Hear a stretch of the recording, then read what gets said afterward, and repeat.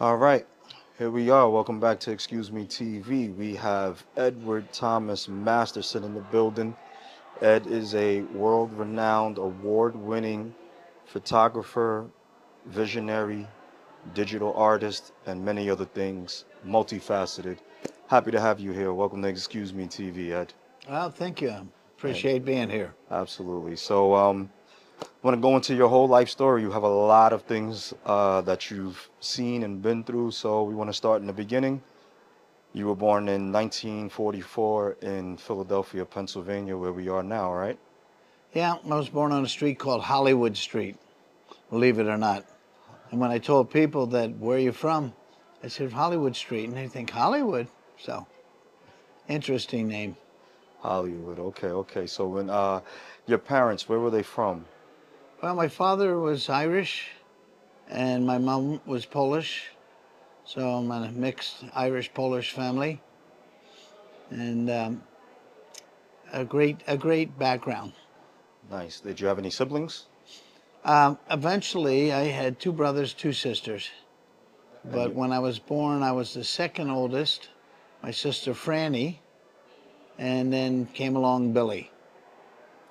nice. Okay. So what was it like growing up in Philadelphia in the 40s and 50s for you? Was it rough? You know, you had a two-parent household. How was it for you? Well, it was normal to us because we didn't know any different. We lived in a mixed neighborhood of black, Hispanic, and and Irish and Polish. Nice, nice. So as a kid, um, in the 1940s, you guys, did you have TV back then? And no, but the person across the street did, and we used to watch it through our window and their window. Right. Had to listen to the radio for updates and stuff like that, right? So as a kid, did you play any sports? What were you into as a kid? Well, I got into football because my father was a football player at North Catholic, 1932. So as I started getting older, I started playing Pop Warner football. Nice. Okay. So what was that like playing Pop Warner? Any experiences with that? What was that like? Well, Pop Warner was sandlot football for kids, and we would play different schools or districts, and it was fun. It was a rough and tumble sport for 8, 9, 10, 11 years of age. Nice, nice. So, at that time, going to school, were you primarily focused on sports? Were you good in school? How was the balance between life and sports? Well, I was school and terrible in sports. school. Terrible in school. Right. In Oh fact, no. my joke is, being from Philly, I took English as a foreign language. Oh my So, God. So, tell me more about that. Like, how did you get through? Like, what did you do to get by in school? well, um, I tell people I'm the less dyslexic, and that's dyslexic. But if you're dyslexic, you're going to say you're less dyslexic. So I learned how to smooth my way through um, cheating. Um, yeah, I couldn't retain things studying. Yeah, so you cheated your way. So, like, how were you? What were some of the methods you were using to cheat? Well, in those days when you needed answers that were in the book and you couldn't refer to it during a test, what I would do is write what were called in those days ponies. And ponies were the answers to many of the questions going to be asked. But you had to be able to take that pony and bring it into school. And I would do it on the bottom of my shoe, and then I had my legs crossed and I could read it from the bottom. My other techniques were, since we were in a Catholic school, we wore ties and collared shirts, and so I would write the answers on a piece of paper and put it under the kid in front of me's shirt, and then lift up his shirt and be able to read the answers. And there was a lot of ways. Nice. Yeah. So, how old were you when you started that whole cheating, thing? From the day I was starting to get bad grades. Yeah, so that started at fourth, fifth, sixth grade. Fourth, fifth, sixth grade. So, This is in the 1950s. So in the 1950s, um, racial tensions were high in the country. So what was it like for you growing up in a mixed neighborhood around different ethnicities and stuff Well, like that? it was generally calm until it wasn't. Yeah. And then it became a difference between white, black, Hispanic. And we would get into fights, and you usually fought the other ethnic person that was there. All right. Okay. So, um, you know, back in the day, one of the most popular things I know kids would do is, go to the cinema or to the movies. So you were going to the movies a lot back then, right? Yeah, we did. Yeah. So In how was fact, that? there was a movie theater called the Fairmount, and it was on Girard Avenue. And we would get our nickel or dime to go to the movies. You got in for a nickel, you got a dime for popcorn. So we would wait in line there. But then all of a sudden, a group of kids older than us and of another race would come down and start shaking down the white kids for their money. And they would take our popcorn money and our um, entrance to the movies. So we couldn't go in the movies, but we couldn't go home either. If I went home and my mother learned that some kids took our money, she'd go out and hunt them down. And we'd have to point them out. Man. And so we didn't, so we went and hide for 3 hours, go home and tell my mom, movie was great. So, so they would steal your money, couldn't watch the movie, but then sometimes you'd make it in and, you'd have your popcorn and stuff. So would they come and steal your popcorn? Like, Yeah, yeah, yes, yeah, they they would. would steal your popcorn too. What happened is that we finally decided, my sister was 12 years of age. She eventually became a nun. But she says, I'm not going to give up on this money, and I'm not going to go home and have to lie to my mom. So she said, if they're going to attack us or try and shake us down, we're going to fight them. I'll start punching. Eddie, that's me, start punching, and Billy start kicking. So when these thugs came down and started to shake us down, take our money, she would just start unloading, punching. And these kids were bigger than us. But I would start punching, and Billy would start kicking, and they didn't get our money. And from that day on, whenever they came down, they saw us, they made a U-turn and went away. So you had to So learn it. we got to go into the movies. Oh, nice. But in the movies, these rogue kids would come down the aisle and steal your popcorn and run off. And so we had a jump rope. So we went to the movie with a jump rope, and my sister Franny would sit on one side of the aisle, and I'd sit on the other, and we'd lay the rope across the floor. So when we hear one of the kids getting their popcorn ripped off behind us, and these guys would be running down the aisle, we'd pull that rope, and then they would hit it, and they go tumble salting in the air. And I can tell you, I still to this day have visions of the silhouette of these kids and the popcorn flying by the backlighted screen. I mean, it was a sight. And we'd pull that rope back in and just sit there like nothing happened. They can never figure out who did it. Oh, man, that's funny. That was So our kind of get back. yeah, that was your early days of self-defense. So speaking of self-defense, at one point as a teenager, you got into boxing. Yeah, when I was raised in North Philly, my dad bought us boxing gloves. And my sister Franny was always beating us up because she was 3 years older. And I was always beating Billy up. So we got to be fighters, refusing to give up. All right. So how old were you when you started boxing? Like actually going to a gym and getting in the ring?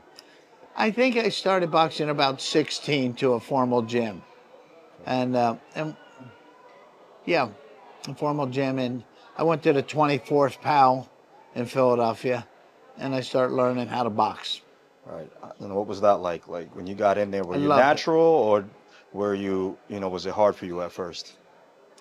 No, I loved it. I went down with two buddies, and we walked in, and they said, "Oh, this isn't for us." And I said, "I'm here," and so I ate, drank, and slept it Wow, because nice. I just like the combat. The problem, the way I got into boxing, is because when I had played sandlot football, I played 5 years before I went to high school. I won all conference in a 120-pound league, and when I got to high school, I got cut the first day. I knew more about football than any kid on that team. And they cut me because I was too small. So I said, at the end of that, I'm going to get into boxing because that way you are judged on what you do and how you fight. And so that was a great outlet for me. Nice, nice. So started boxing in the amateur. So as a teenager, um, were you going to school and working at the same time, or was it just school and boxing? Like, what was the life balance like back then as a teen? Well, I went to school. I came home, pretend to do my homework, and then hook up with some friends and we would box in someone's cellar. Yeah. We didn't know how to fight, but we fought. All right. And at what age did you decide to go pro? To where? What age did you decide to go pro as a pro boxer? Oh, well, first of all, I had to back up a little bit. I went to the gym. I got to be a pretty good amateur boxer, and I won the Golden Gloves 2 years in a row. I was Nice. fighting in my weight class, 147. And so then my father passed away when I was 18, and I had to go to work for Seal Test Dairies, and he was a milkman for Seal Test Dairies, and they hired me as a milk stacker, and which was great. It gave me income. I could help support the 5 kids. Um, but the problem is that I stacked milk and I became stronger, and I was drinking milk every day. And I went from like 140 to 147 to 155 to 160, 165, 175. I even fought light heavyweight in Reading, Pennsylvania. Wow. Yeah, So you're just moving up, drinking that milk, getting yeah, strong, getting stronger. piling them But boxes and pallets up. Yeah. but I didn't grow. You didn't grow. My height, I still was like 5'7", and my arm length was short. And these guys that are 175, they're you know 6 foot tall, and so it was tough. Yeah, they got a height and a reach advantage then. Yeah, Yeah, that's but I tough. could punch. But you could punch. Yeah. And one of your pro fights, there was a main event that you had, and you had a very famous person that was on your. Yeah, when I got written up in the paper, the Masterson TKO's Melvin Mayfield in the second round, and the preliminary was Joe Frazier. Now, Wow. yeah, Joe was coming up as an amateur, and I was a pro at that time. Wow. Wow. So you were a little older than Joe Frazier. Nice. So, I don't know if I was older or if I was started before he did. right, but you were ahead of him. He was on your undercard. That's nice. That's nice. So we'll show the newspaper clipping of that. So go back. So you were working at Seal Test, and you're working in the milk uh, distribution industry, Stacking milk, stacking milk. right? And at one point, you were making how much doing that at the time? $70 a week. $70 a week. You're making that Seal Test. But then, out of nowhere, you were able to buy a car, right? Yeah. So what had happened So is yeah, that tell me when I about was that. stacking milk, there was an opportunity to go work on the platform and unload and check in milkmen, and there was 300 plus milkmen. So one day I'm on the platform, and the milkmen would be assigned 5, 7 cases of milk, different grades, and they would bring back what they couldn't sell. Maybe a mom puts in there, I only need 2 quarts today, but he had ordered 4. So when he came back, he would give me the 2 quarts, and I would give him credit for that.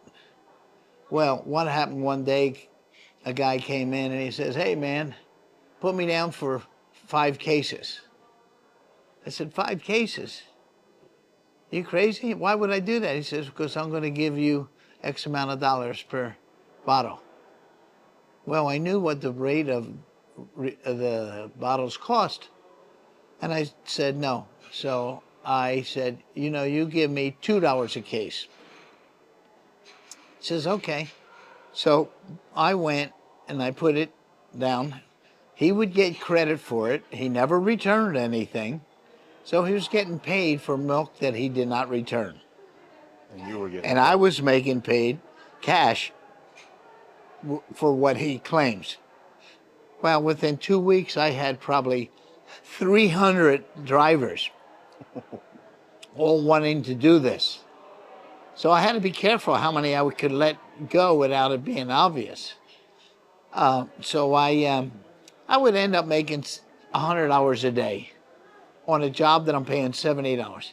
Wow. So I ended up buying a '66 Mustang convertible, brand new, Wow. orange, flare red. Wow. Yeah, 4 on the floor. So now you're pulling up to the job in this brand new car, and they're looking at you like, how does this kid afford Yeah, this well, they thought that I told them that I got it boxing. from And boxing, I from kept being a telling them I'm professional making more boxer? money boxing than I am in this job here. But you weren't. You were skimming off the top. You were skim Yeah, milk. That's your yeah. new name, skim There milk. was a guy that came up and I put him down for 4 bottles of milk, and he was supposed to pay me, and he didn't pay me. So I ran into him. I think he owed me like $5 or $6. And I ran into him in the locker room, and I said, man, I need that money. He said, oh, I'm not going to pay you. I said, well, you'll never do any work with me again. Within 2 days, he came back. He said, I got my $5. I said, no, now it's 20. You got to pay me 20. And now these guys are tough guys, Yeah, but I was a fighter, you so I weren't didn't have scared any of fear. no fear. So at any point did they catch on to what you were doing at the company, or how long did that go on for? Management starts seeing their profits and what was returned because no one checked me. In other words, when I had a skid load, a pallet load of milk, I put bottles in the outside perimeter. And so if you looked at it, you think all those cases were full. If they weighed them, they would know that it wasn't. But no one did that. Nobody checked me. So they decided, let's change things up. And they took me off checking milk in. But you didn't stop there. Well, I got used to the money. In fact, what they did is they put me on the butter car. The butter car was a box car that came in, and it had cases and cases and cases of butter, and like 16 by 16, and they weighed about 50 pounds. And we would unload them, put them on a conveyor belt, push them down. A guy would unload it. Well, the guy would unload it, but I would back him up with so much butter. I'm saying, man, you got to get this butter off this thing. And he'd put his head down, and I'd push one or two into a strategically placed trash can, and it would drop in there, and I would do like 3 of them a day. So we worked on it. I had the butter car on a Saturday, and we were off Sunday. I was off Sunday. And so I put it into the trash can. Later that night, I would drive the car up, and I'd throw them into the back of my trunk. I went to Mullen's Bar, my corner hangout, and all my buddies were there. And they'd say, hey, let's go down to Wildwood or Margate, New Jersey. So we all hopped in the car, and I would drive down. But on the way down, I kept smelling buttered popcorn. And I'm thinking, shit, I love buttered popcorn. Where does this come from? We're thinking maybe we went through a drive-through, a drive-in theater, and that's where it smelled it. But the next day is Sunday, heat goes up, it's 80, 90, in that trunk it had to be 120. We're driving back and man, I keep smelling this buttered popcorn. Where's this coming from?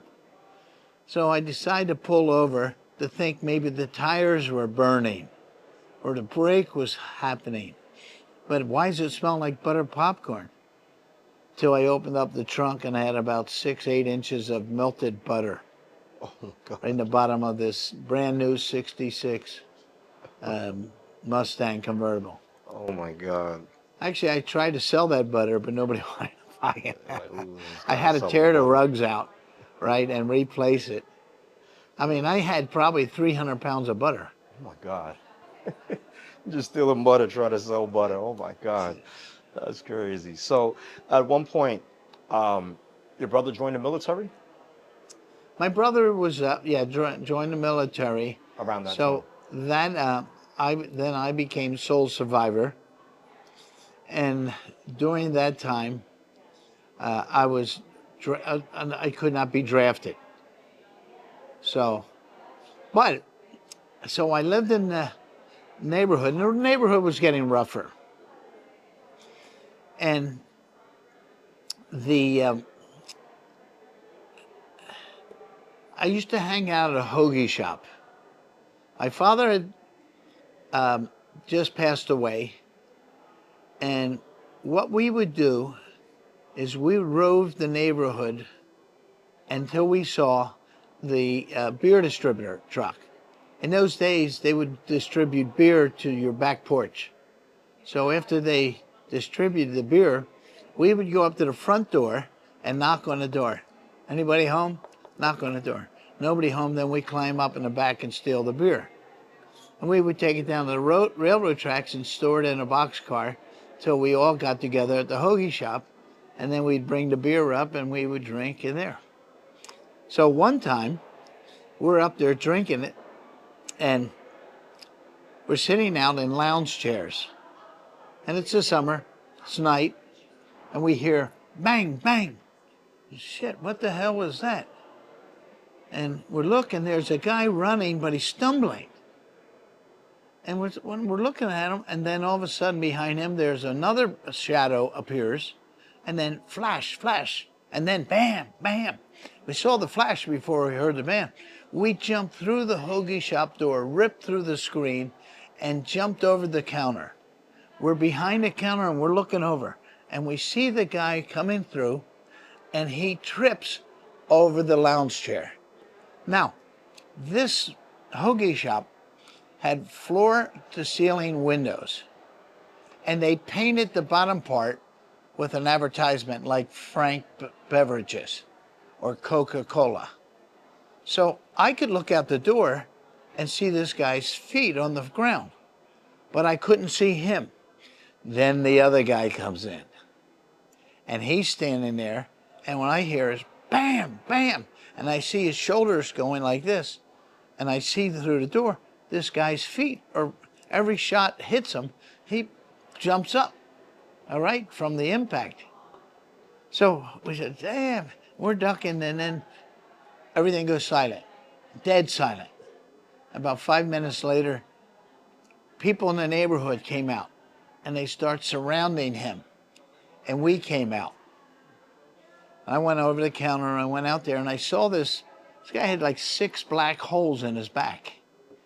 Some powder burn, no blood, saw no blood, except for his hand, because when he fell, he scraped it. And he's breathing heavy, very heavy, gargling. And I think it looks like my father because he had a jacket like my father. So I went over, and I panicked. I pick him up, turn him over, and it wasn't him, but he was gargling, the death gargle. And I set it down, but when I picked him up, I hear clink, clink, clink, clink. The bullets that had gone through him hit the concrete, were stuck in the jacket, and when I lift him up, they fell to the ground. I can still hear that sound today. And I put him down. So as he was laying there, crowds came around, cops came up. What's going on, everybody? Anybody see the shooter? Where's the shooter? And there was my buddy, Joe Schick, had been walking up, and he saw the whole shooting. And they asked, where is the shooter? And Joe Schick says, he's the shooter, and points right at me. And I shit myself. I'm saying, what's he talking about? Well, the shooter shot the guy, ran down the street, threw the guns on a porch. Somebody followed him and got the guns, came back and stood behind me. When the cops went over to grab him, he broke loose. he kicked the guy in the head, Whoa. right? The guy The that's guy that he dying. shot. And then billy clubs came out and were cracking. Blood was flying all over the place. And we found out later what was it all about. So what had happened is that this guy that got shot was a painter. And he went and painted the shooter's wife's house after they were divorced. He thought they had a relationship, and he went next door, told the woman to call this guy for a painting job. And when he came down, the first two shots were in the hallway. Lady lived on the second story. Bam, bam. The next two is when he got hit and he was running towards us. Whoa. Yeah. That is crazy. So you got to see somebody get killed right there in front of you. But life in Philly, that's crazy.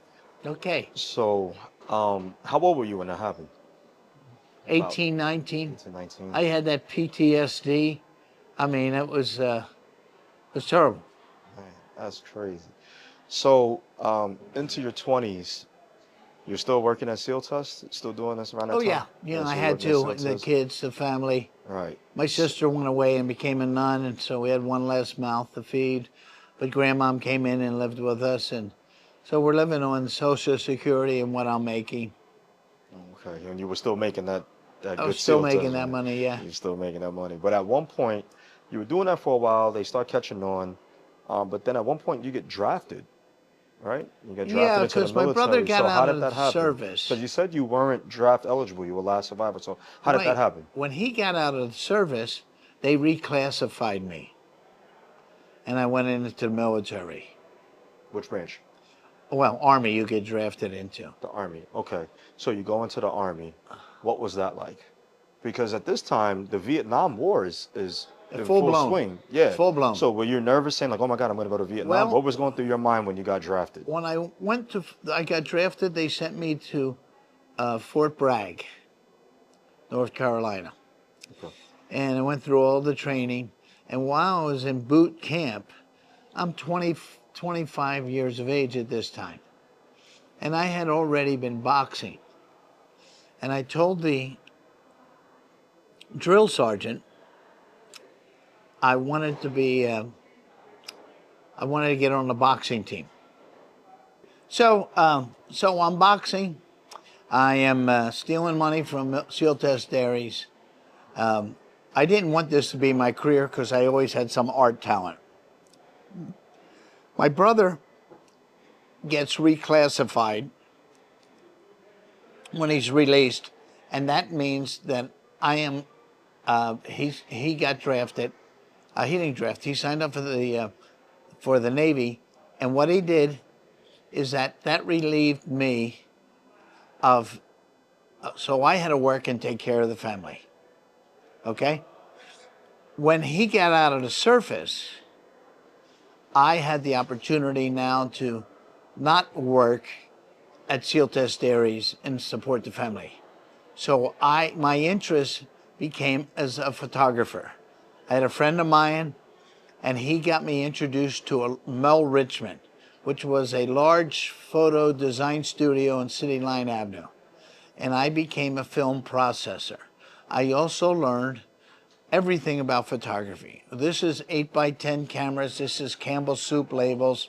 This is Love Cosmetics. And so I worked with all these great photographers, ate, drank, and slept everything that I could. I was a film processor. One of the things they gave me at Mel Richmond, because I was only making about $60 a week there, less, but they gave me full access to all the equipment, all the lighting, all the film at no cost.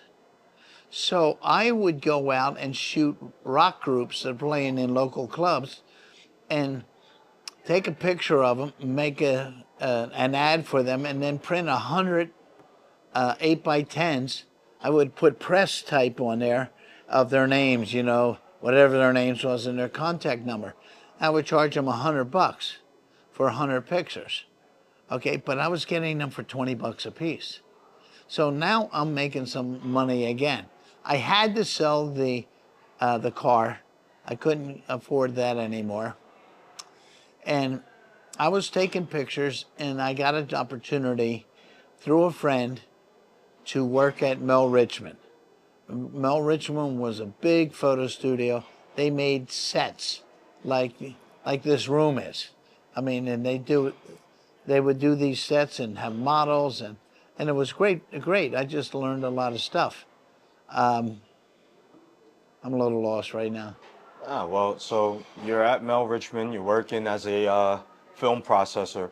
What exactly does a film processor do, or what did they do In back then? those days, a lot of shots were done on transparencies, slides. You may know them as slides, but large transparencies were done on 8 by 10 cameras. So I would take that film and process that in a dip dunk process, and but it allowed me to do work of my own. In fact, I'll tell you a funny story, and I have a picture of it. I wanted to progress my training, so I went to the Philadelphia Museum School of Art at night on Monday night. Well, at the school, they said the assignment for a whole class is going to be a double portrait. Now, a double portrait is two people sitting there. At Mel Richmond, they had a prop shop where they had different props, knives, forks, banners, but they had a skull. It was a plastic skull. So I shot this plastic skull on the 8 by 10 camera, and it was lit from one side. Then I had somebody shoot me lit from the other side. The two blended, a human face going into a skull. And that was my double portrait. I take it into Monday night show and tell. The teacher, Alec Nary, says, "This isn't what I wanted. You know what a double portrait is. This isn't it." I said, "Well, it was my interpretation." He says, "No, I'm going to flunk you on this. You're going to get an F." I said, "I'm going to get an F. Why?" It's because it's not what I asked. I said, "You said a double portrait." He said, "Yeah."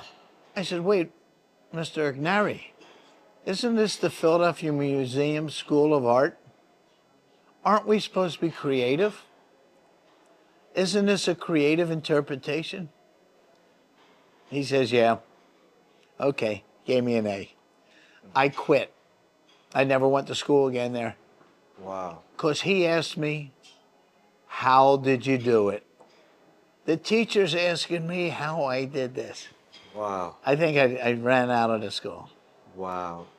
Wow, that's amazing. So you outshined the master in that one. Yo, man. So, okay, now around that time, your brother gets out of the military a little while I after get that, and then you get requalified, and now they can draft you, which they did. And the Vietnam War is going on at this time. So were you That's right. nervous about going over to Nam? Like, how was that? What was Well, going through your mind when you got drafted? When they you told know, you? they weren't drafting photographers. They're drafting bodies. Right. They need bodies. So I go drafted. I go down to Fort Bragg. I do basic training. And in basic training, I tell my drill sergeant, who is a black dude from South Carolina, who could take you apart with a toothpick 36 different ways. He weighed about 15 pounds. He was a karate expert. I mean, he was a dangerous guy. So he said, "Hey, man, you think you're that bad?" And I said, "I want to get on the boxing team." He said, "Oh, you think you're a boxer?" And I never told him my history. He said, "Oh, you think you're a badass, huh?" I said, "Well, I'll tell you, drill sergeant, there's nobody in this platoon or company or drill sergeant that could beat me." Now, remember, I'm 25 years of age. I've been boxing professionally for 5 years. I fought main events. I fought ranked fighters. I wasn't afraid. So they set up a ring. And in the ring, they had the biggest guys from the other companies, their platoons. And they were all 6 foot taller than me.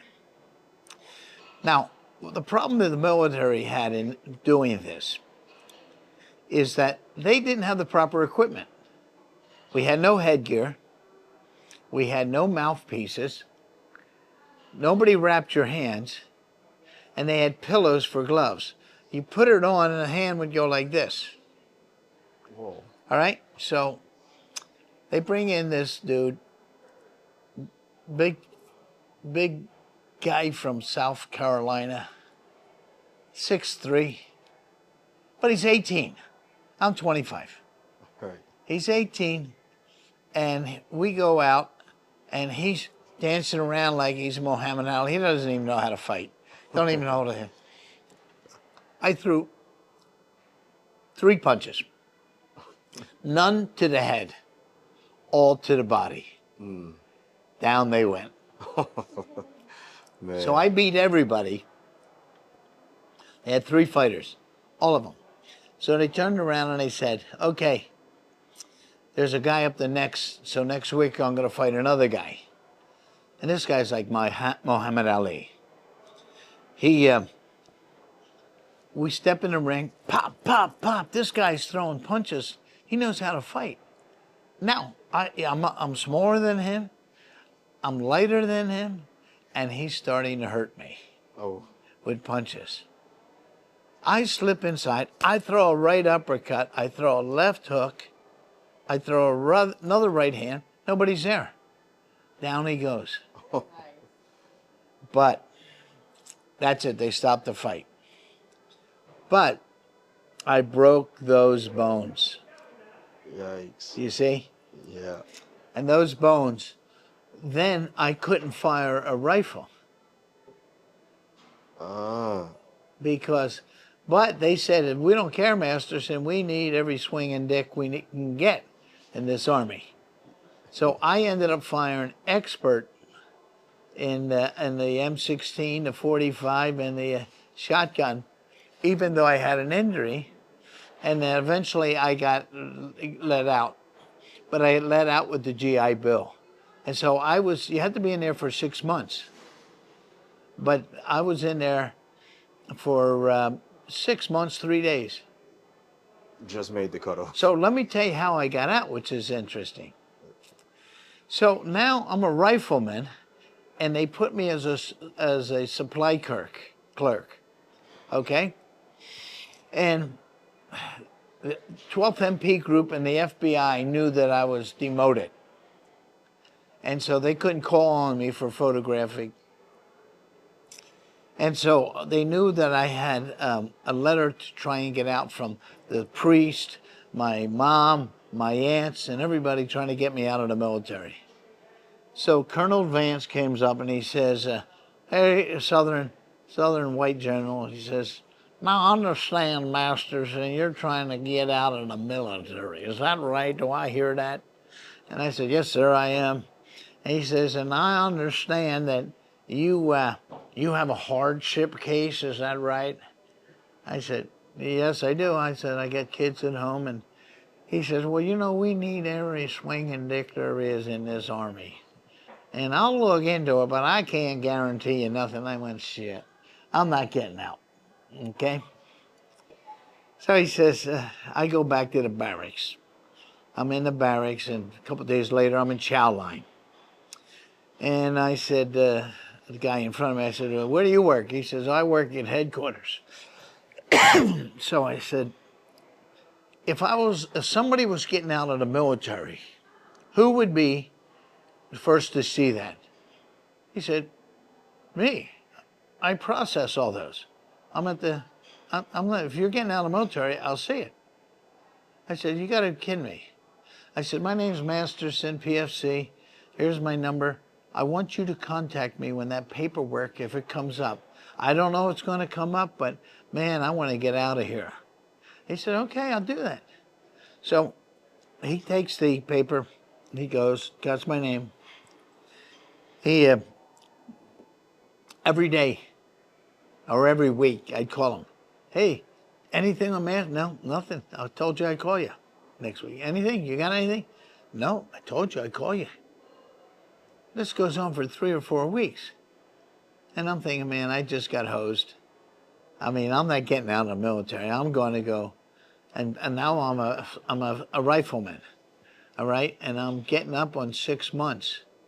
And so they got me ready to go to Vietnam. And I said, you got to call me. And the guy doesn't. So I'm in the supply room, and I answer the phone. Private first class, who do you want to speak to, sir? And he says, I'm looking for Private Masterson. Sorry, sir, there's no Private Masterson here. It's private first class. I said, are you looking for Private first class Masterson? He says, yeah, I am. I said, sorry, sir, this is Private first class Masterson. He says, not today. I said, what? He says, I got your paper sitting right in front of me. I said, you gotta be shitting me. How do I get out of what do I do? He says, you just gotta clear headquarters. I said, what's that, 2, 3 days? He says, no. An hour? I said, an hour. And in 1 hour, I went and caught a train, went up to my mom's house. Hello, Mom. Goodbye, Mom. And me and my buddies went to Woodstock. We didn't make it. It was packed. The roads were so packed. We ended up in Atlantic City. I had my pay, and we just went crazy. Yeah, so you were partying. You were out the military, Yeah. just ready to hit the ground running. Right. So when I get out, the government ensures that the job you had before you went in, which was a film processor at Mel Richmond, they had to hire me by law. So I went back to Mel Richmond, and I started doing side jobs of photography. A friend of mine told me there was a company up on Roosevelt Boulevard that started. It was called Goodway Printing. I think they've been there forever. But they would do catalogs for everybody, and we're a printing company. I went up and I showed them my portfolio, which a lot of it was stuff that I did and processed and helped on with Campbell soup labels, but everything was on 8x10. So I showed them my portfolio, and they made me an offer. They said, here's what we'll do. You come to work for us, we will build you a studio. And it was right across where Nabisco was on Roosevelt Boulevard. And we'll build you a studio, and you will shoot the catalog pictures. And that will be a service that we will offer, that in-house photography. So they bought all the equipment and everything, and I start shooting pictures there for catalogs, whatever it was, goggles, glasses, and they would include that into the printing price and the whole thing. So I did really well there because I was getting paid by the picture. So I had a couple guys come in, and I would be able to set up 4 or 5 setups. You know, and there's 150, there's 150, there's 150. Now I'm bringing in money again. But I wanted to become a Jacques Cousteau. I loved the movie, the TV series, and I had studied photography, or I studied scuba diving and became a certified diver. So when the GI Bill got to me, I applied to Brooks Institute in Santa Barbara, which is a underwater film school. But to get in there, you had to be a photographer.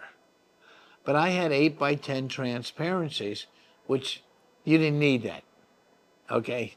You didn't even need 4x5 transparencies. The entry level was very low. So I went in there with the GI Bill, and I flew and stayed in Santa Barbara, and that's where the school was, and I start doing photography there, underwater photography. So we would go out on trips out into the Anacapa Islands and dive, night dives, day dives, and I ended up getting a photographic degree from Brooks, Undersea Photographic Technology degree. All right, and so I decided, I had a buddy who lived in San Diego, and I went down to San Diego, and I moved in with him. He was only in Philadelphia, 5 doors up from me. So I started going around trying to solicit work. But San Diego was a quaint small town, and I'm walking around with 8 by 10 transparencies. They didn't even know what 8 by 10 transparencies were. It was that quaint. So I started doing different jobs. I'd go to certain hotels in the hotel circle, and I would start pitching and shooting jobs for them, which I did. And I got to be pretty good at shooting hotels.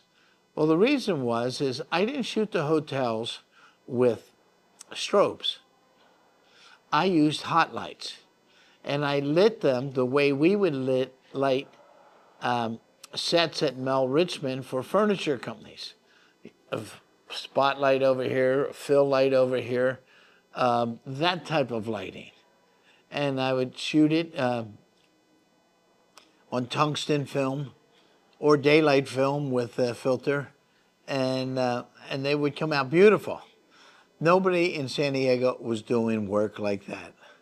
So I really rose above all the competition. And that's how I got to become that kind of image creator. Doing the hotels. So, Right. yeah. So you also did some food photography here and there for them, and then also at one point you were doing photography for the Navy. You did something with their recruitment, right? Can you talk about that? Sure. So one of the things is that the Navy has a base in San Diego. And Navy recruitment for minorities was out of Washington, D.C. And so at that time, they had a book that was out, the Black Book, it was called. And you take a page out for $5,000. So I had my pictures in there, and it was distributed to agencies all over New York, Philly, Washington, D.C. And it was, the book had to be this thick. A lot of great photographers in there. And so I got a call from the Navy to bid on the job. And so I bid it extremely low to get the job. So when the guys come out, and I won't use their names, me and my brother Billy would entertain them to the point that it was crazy. Now, hang on. When you say you and your brother Billy were entertaining them, what were you doing? Well, Please clarify. drinks and no women, no women, no. No women. No women, So, no. hang on. Drinks and dinners Okay. and everything. All right. So you were taking them out for drinks and dinners. All the Okay. yeah, So that and helped it you. was That a- helped you get in the door a little better. Right. And the photos came out great. Okay, we shot submarines. We went in there with the hot lights and did great stuff. Pinpoint just certain things you couldn't do without a snoot in flash photography, which they really didn't have grids in those days. Flash was just a flash. Yeah. It's a So big flash. so we created really great ads for them. And we specialized in minority photography because they wanted the Hispanic, Black, Indian. So we had to shoot, those were the models, okay? And many of them were not military. They just put on the uniform. They put in just uniform. Found some random minority and said, "Here, put this on." But when we go on the Vincennes or the Constellation aircraft and they walk around, people are saluting them, and they're not saluting back. And the admiral was all pissed off, and saying, "Hey, you got to teach these guys the military, and you should see the salutes. They were crazy."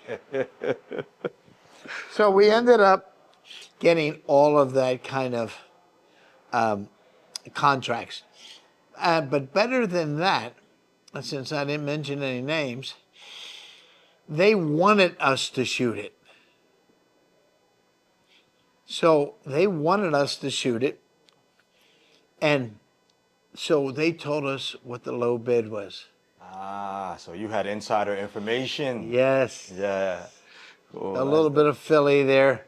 Yeah, you just bringing back that old seal test method, huh? Getting that insider info. So, and this was in the 80s, Yeah. right? So now in the 80s, the dominant companies in photography back then were what? Nikon, Kodak, Kodak, Fuji. Fuji, right? So, I forget the year, but Kodak was one of the first companies to come out with a digital camera. Yeah. So you got to see you were shooting film up until this point. So at one point, digital starts coming in. What were you thinking when you saw that digital thing, like digital photography? Because I know some photography purists will say, oh, that's not real photography. You have to shoot film, you got to shoot manual. If you're not doing that, you're not a real photographer. So what did you say when you saw that Well, digital thing I come in? saw the potential of digital, but I wasn't sure digital would capture the level of quality. Okay. So one of my accounts that I landed from one of my promotional pieces that I send out, I was always big on promotional pieces. And I'd send them out to ad agencies, to hotels, to everything. I mean, I just did a mass mailing. Excuse me. So I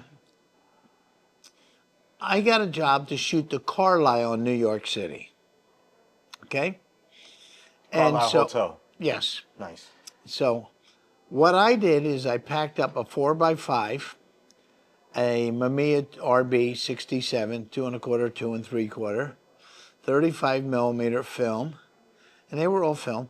And I had the Kodak's new DSC, I think it was, their new revolutionary digital camera, Which was probably like 1 megapixel at that time, if whatever it that. was. If But that. what I decided was that I would use it in lieu of Polaroid, because some of my accounts would pay you a fee, but they wouldn't pay you for shooting Polaroid test. And we would shoot the crap out of Polaroid to make sure everything was perfect on the film. In fact, what I would do is I would shoot one sheet of film, 4x5 as an example, and I would have written on the bottom in a little card that photographed F32 at 5 seconds. And then I would shoot the whole scene. The first shot I would send and have film process it, and then I'd see if it's underexposed or overexposed. And then I would push the other film. Now, I don't know if you know about pushing film. Yeah, so can you explain? Like, there's that whole push-pull method. So what's that? Right. So if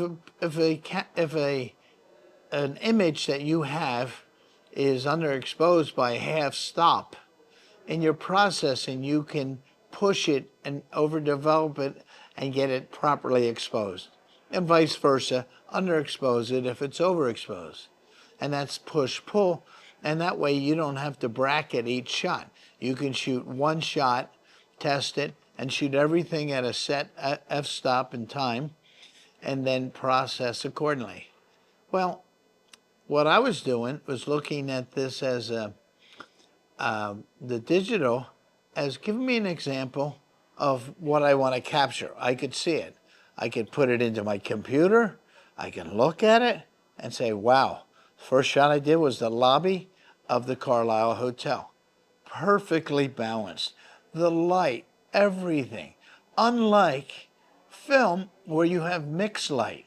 You may have tungsten light and daylight and fluorescence, and you got a mess. This camera, this digital, captured it all basically perfect. So I shot it, I enlarged it, I knew how big it was going to go, and it held together, and it was perfect.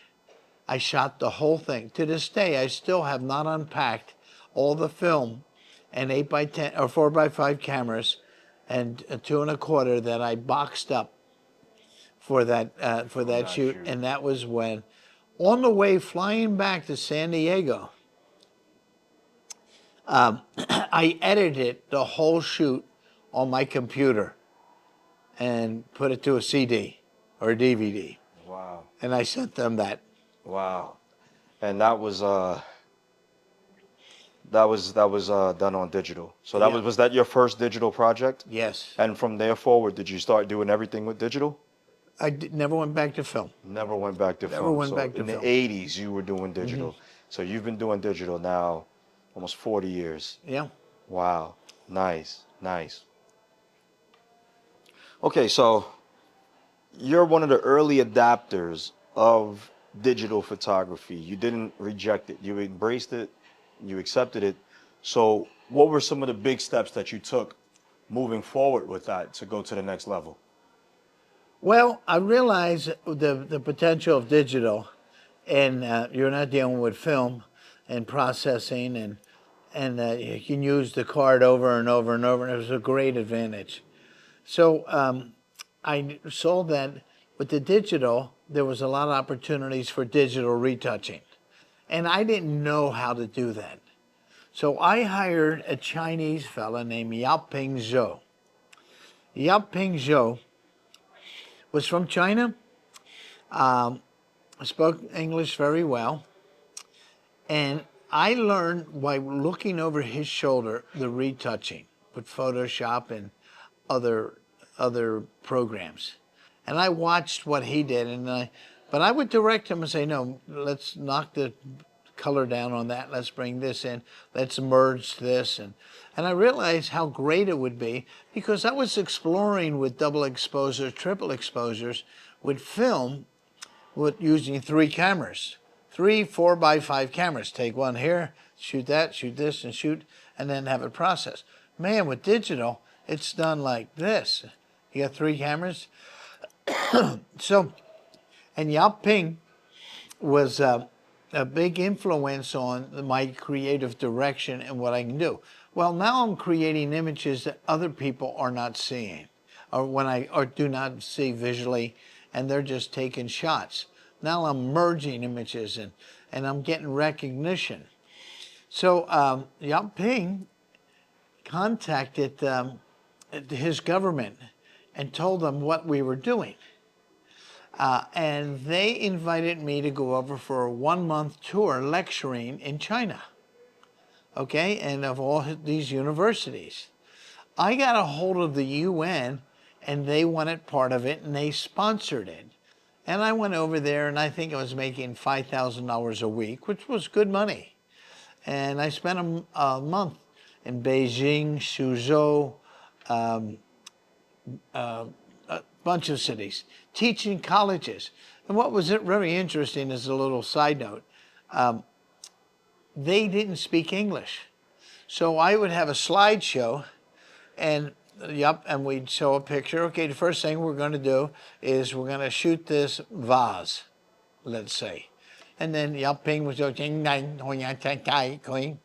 and then we would put flowers in it and water it down, and then we'd go on to the next step. And then when all of that's done, what I would do is take a flashlight and walk around and light all of this with all the lights out in the room and just illuminate those flowers. Okay, and then I can see it on the digital file in the camera. And the ping would go, hing tai koi, digital. I just said 30 sentences of what I was doing, and you're translating hing tai koi. And I said, what are you telling them? I mean, are you really translating? He says, yes, that's it. That's what it would be. So that gave me a big boost with Nikon. They realized me as an extraordinary talent that they could tap into. So, Nice. Nice. Yeah, that's amazing to get recognized for the talent because there's so many people out there doing it. And yeah, you wound up getting published by Nikon, right? oh yeah, I've been Yeah, a couple photographer times. of the year. Photographer. Yeah. Wow, But yeah. you know what happened is now that with Nikon, as far as my relationship with them, which is good, but they don't buy any of my images or license my images. So first thing, I never sell my images. They're always licensed. And that way you maintain the copyright. Okay, so hold on, let's back up here. Can we talk about what is the difference between selling your images and licensing your images? Selling, you transfer ownership. Licensing, you give them permission to use it one way or two ways, and they pay accordingly. Okay, so what are some of the brands that you've licensed your images for to? Well, some of the brands, Yeah. all of the brands that I ever worked with. Yeah. Now, Army and Navy, you can't do that, Okay. all right? Because they're not going to, they have all right ownership. Okay. If you want to shoot for them, which is an experience, you're going to be on submarines, aircraft carriers, battleships. You give them all rights, but you give them all rights to the pictures you give them. Ah. So if you shoot 5 shots and you give them one, you still own the rights to those other shots.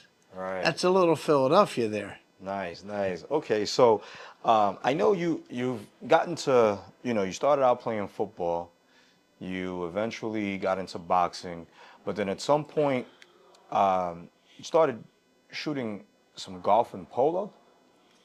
Yeah. How did that work? Because I know you've done some commercial work with brands like in those genres. So So talk about what that. happened is that where my studio was located on Sereno Valley Road in San Diego, down the street was Cobra Golf.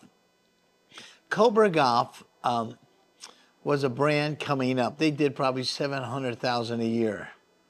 I did their work for 5 years, and they sold for maybe $1 billion. But they sold to a company called American Brands. And so when I met with them, I thought I was still the agency, because what I did is, rather than give my photography just to a designer and the designer then places it in a magazine, well, if you're placing an ad in Golf Digest, it's at that day it was $50,000. 15% of that was what the agency commission is. So if I give my work to a designer, he runs and places the ad, he's making more money than I am. So I started my own design studio. And I had my own designer work on these ads. And I would supervise them. Now, when they are work for hire, I hire a designer and he designs a logo. It's Masterson Creative logo because he's paid for hire. Right. He's not independent. Right. So I own the logo. Nice. Okay, so have you ever had any issues with a brand that you worked with over a logo or photos or anything like that? Like, Well, that arose when American Brands bought into Cobra. Now, Cobra, when they started, didn't have the budget for a logo. And so I charged them a fee and I said, we will do a monthly retainer fee. So everything you need, I'll do for X amount of hours. I think it was 3,000 hours at that time. So at 3,000 hours, we do their ads, we do the logos, but it was licensed to them. They didn't own it. So when American Brands came in, and they were a multi-million, billion-dollar company, they thought they owned the logo. So up and behold, what do you think they do? started They sue using it. me. Oh no, they They sued you. sue me. They said I was trying to interfere with a public company buying another company. And guess what? I had 60 invoices signed. So when you create an invoice and you give it to somebody and you have your terms on the back, they have to sign your invoice. So you shoot a job, you deliver it, say, here, sign it, and they readily sign it because they almost think it's a delivery slip. But it doesn't they don't realize that it binds them to the contract. So you do a Photoshop shot of a golf club and you have that shot, You give it to them without paperwork establishing who you are. Now, if they want to buy the photograph, it's usually 10 times what the photos fee is. Well, they don't want to do that because that's maybe more than they think the shot is worth or the value of that product that they're going to, and the longevity of it. Right. Maybe it's going to be out for 2 months and, you know, it's not selling, so we're not going to sell it anymore. All right. So what was the outcome with that Cobra situation? They had to buy the logo off of me. Oh, so they had to cut a check. Nice. So what were some of the purchases that you made with, you know, you're making all this money from photography now, you know, you don't have to steal like you were at Seal Test anymore. Now you're getting easy contracts. Well, what were some of the things that you... hold on. I have to say something. Uh-oh, let me hear So, it. Oh, let me find out. The industry starts seeing me as a copyright thug. Really? Yeah, clients. Okay. And so when I would go to an account, I would say, all right, do you want to own the picture? It's this. If you want to license it, it's this. Licensing was cheaper. And I'd say, you're not going to use this for the rest of your life. Okay, this is what, 2 years? So let's do a licensing fee. And they say, okay, that's fair. So that's it. All right, nice. You had a situation with Tony Robbins. Can we talk about that? Tony Robbins, a life coach, is a big guy. I mean, he's probably 6'7". I got Tony Robbins into playing polo. After I won the Cobra lawsuit, I stopped playing golf and I started playing polo. This is what happens when you have money, okay? Start buying horses and stuff because polo, we're not oh, talking yeah, about yeah. Ralph Lauren polo, you know. You're not talking about that. no, You're we're talking not about talking- actual polo with a horse. So you buy a horse. But you know, one of the things that with polo is I was able to write all of it off as a business expense because my polo team was called Photo Polo, Masterson Photo Polo. What? Yeah, but I landed more accounts through polo than I did any other source because only wealthy owners of businesses play polo. Wow. So it was a marketing tool and it helped me. Wow. That is amazing. Yeah, crazy. So you got Tony Robbins into playing polo, but then what Yeah, and happened? then Tony's a very egotistical guy, and he thinks he owns everything. He thinks he owns the world, and they had to settle with me because they couldn't distribute their material. Oh, wow. Wow.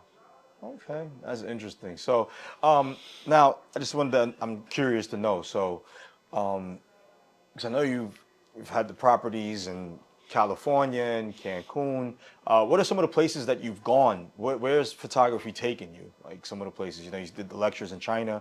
Where are some of your places that you can, you know, talk about? Like some of your favorite places that most you've of been? my yes, all through the Caribbean. I landed the outrigger hotels, which are in Hawaii, and so I shot all the outrigger hotels. Nice. And so I went to all the islands and shot them and enjoyed them all. What's the best? They're all good They're all, for different reasons. yeah. I shot all the Radisson hotels all through the United States. I shot Bermuda, Elbow Beach. I shot Mexico, all the hotels in most of the hotels in Mexico, Playa del Carmen, Cancun.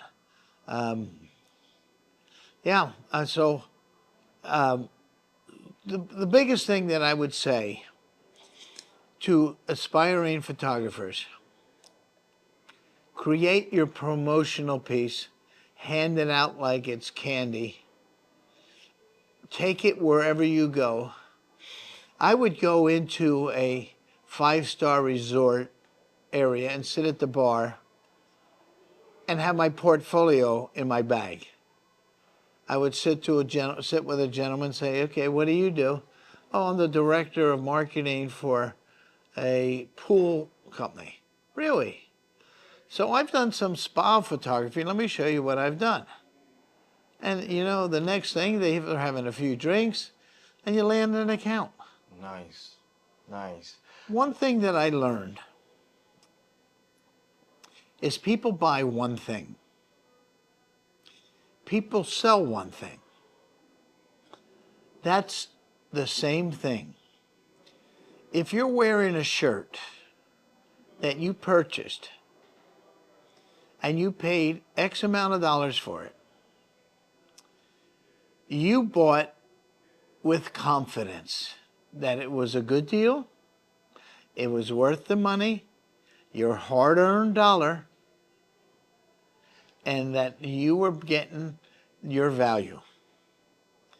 He, the seller, the manufacturer, is presenting it in advertising and in artwork and in labels that it's a proper purchase. It's worth the money. So remember that. People buy confidence. If you're a photographer, you need to sell confidence. Nice. I agree. So now the last thing I want to talk about is you started out long, long time ago doing film, 8x10s, 4x5s. You did the double exposure, working with different designers, coming up with logos. But fast forward to 2026, we have a new thing called AI, artificial intelligence, that is taking over. And people are using their cell phones that have, really good image quality. They're uploading this stuff to the AI programs and they're getting phenomenal results. What do you say to someone who's looking to get in and they look around and you see everyone's like, why do I need a photographer? Because I can just type in a prompt and get what I'm looking for. So what do you say? What do you think about AI? Okay, so let's take photography as a tool. Okay? AI is a tool. In AI, prompts are most important. What you put in there. Okay? In all marketing, advertising, image creation, image is everything. Concept is king. I don't care what AI program or what shot you take, it's the concept. What is it? I mean, if you say, I want to do a shoot for pantyhose, and you say, okay, what is going to stop the viewer from turning his page of a magazine or an ad on TV? In a magazine ad, a viewer sees it for 1.3 seconds before he turns the page. You're in competition with 100 other pages. Does your image stop them from turning it? What stops them? What is the image? What is the concept? That's what you have to master. So let's say there's a pantyhose shot you want to do, and it's going to be showing the product, two women's legs in the air, beautifully lit pantyhose. But in the background, you go over and say, okay, let's throw this tomato against the wall behind it. Now you say, what the F is this ad supposed to do? But you stop them from turning the page. There you go. And that's what you do. Perfect. Yeah, yeah. So Ed, man, you've had a very long career, image creation, digital art, so many things. Where can people see your work if they wanted to check out E. some of it? Masterson at mastersoncreative.com. I am basically semi-retired only because the pricing in photography has gone down so low that it's not even worth for me shooting except for my favorite clients. So, I mean, we were getting $7,000 a day for a hotel shoot. Okay, not counting film processing and models. So I would shoot in Las Vegas, the Bellagio. It was a $75,000 shoot. We shot 3 days, Wow, that's amazing. Yeah, and they I don't own the images. I wish I could do that now. Let me do a $75,000 shoot. But yeah, man, I really, really appreciate you taking your time to tell your story. You've been a gigantic inspiration for me. I've learned so much from you over the last 16 years. I just want to personally say thank you for passing your knowledge. Thank you No, for you're all of the welcome. help. You've It's a pleasure. always helped me out every So there's time an I have a expression: question. Yeah, each one, teach one. that's right. Pass it on. There you Don't go. die with it. Definitely don't. All right, man. I guess we'll leave it there, man. It's Ed Okay. Masterson. Thank you Thank so you, much. folks. Have a good night. All right.